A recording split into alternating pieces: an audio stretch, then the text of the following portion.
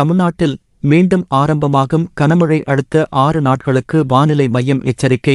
தமிழ்நாட்டில் அடுத்த 6 நாட்களுக்கு மிதமான மழைக்கு வாய்ப்பு இருப்பதாக சென்னை வானிலை மையம் தெரிவித்துள்ளது. தென்கிழக்கு அரபிக்கடல் மற்றும் அதனை ஒட்டிய பகுதிகளில் காற்றழுத்த தாழ்வு பகுதி நேற்று உருவாகியுள்ளது. இது அடுத்த 24 மணி நேரத்தில் மேற்கு வடமேற்கு திசையில் நகர்ந்து ஆழ்ந்த காற்றழுத்த தாழ்வு பகுதியாக அதே பகுதிகளில் நிலவக்கூடும்.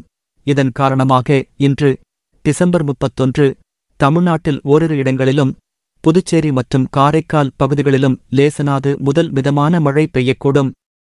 தமிழ்நாட்டில் ஓரிரு இடங்களில் அதிகாலை வேளையில் லேசான பனிமூட்டத்திற்கு வாய்ப்புள்ளது என்று சென்னை வானிலை மையம் தெரிவித்துள்ளது.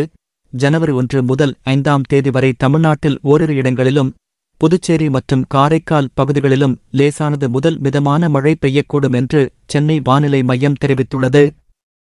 சென்னையை பொறுத்தவரை அடுத்த 24 மணி நேரத்திற்கு வானம் ஓரளவு மேகமூட்டத்துடன் காணப்படும்.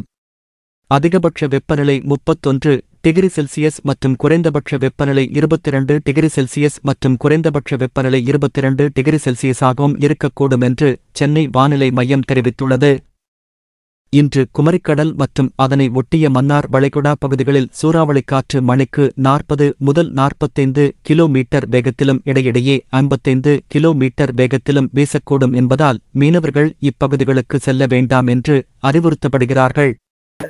இந்த மாதிரி வரக்கூடிய செய்திகள் அனைத்துமே உடனுக்குடனே தெரிஞ்சுக்கணும் அப்படின்னா டுடே ட்ரெண்டிங் டிவி சேனலை சப்ஸ்கிரைப் பண்ணிக்கோங்க. கூடவே சைடில் இருக்கிற பெல் பட்டனை கிளிக் பண்ணிக்கோங்க. அப்போ நம்ம சேனலில் வரக்கூடிய இந்த மாதிரி செய்திகள் அனைத்துமே உங்களுக்கு உடனுக்குடனே தெரிஞ்சுக்க முடியும்.